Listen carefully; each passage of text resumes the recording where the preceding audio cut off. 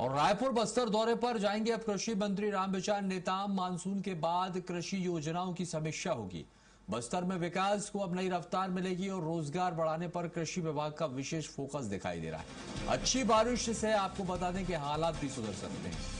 नक्सल मुक्त बस्तर में विकास पर जोर दिया जा रहा है। खरीफ बुआई घटने को बड़ी चुनौती बताया जा रहा है, ये बड़ी खबर है। और रामविचार नेताम जिस तरह से ये कहा है कि वो योजनाओं की समीक्षा करेंगे और बस्तर में विकास मॉडल को नई रफ्तार मिलने वाली है, तो यानी कि बस्तर की तस्वीर और तकदीर अब बदलने वाली है। रोजगार बढ़ाने पर पूरा फोकस है और कृषि विभाग का ये कहना है, कृषि मंत्री रामविचार नेताम का। और उन्होंने ये भी कहा कि इस बार यदि अच्छी जो बारिश होगी उससे भी हालात जो हैं वो सुधरेंगे।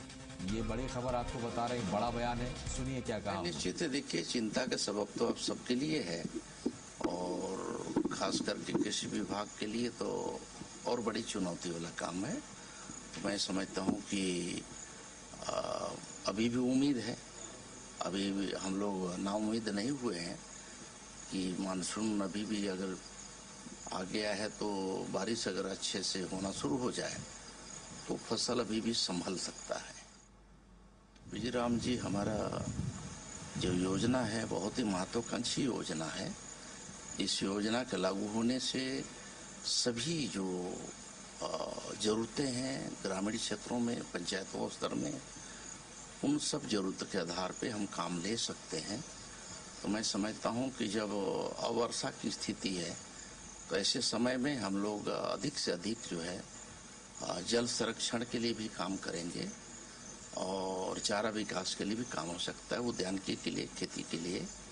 ये सब काम अधिक से अधिक हम लेने के लिए हम लोग प्रस्ताव रखे हैं। हमारे केंद्रीय गृह मंत्री माननीय अमित शाह जी के उनके जो उन्होंने उनका जो अभियान रहा, अभियान ही नहीं बल्कि उन्हें टास्क बेस पे उन्होंने जो काम किया उस आधार पे अब पूरा नक्सल मुक्त हो गया है। तो अब लोगों की बहुत सारी जरूरतें अब हैं, तो उन क्षेत्रों में कैसे हम लोग सभी डिपार्टमेंट मिलके उनके लिए, वहाँ के लोगों के लिए रोजगार भी हम दे सकें, कृषि के साथ जोड़ सकें, उद्यानिकी के साथ जोड़ सकें, पशुपालन के क्षेत्र में उनको क्या क्या हम कर सकते हैं। और ऐसा समझ करके हम लोग का एक उस क्षेत्रों में दौरा है।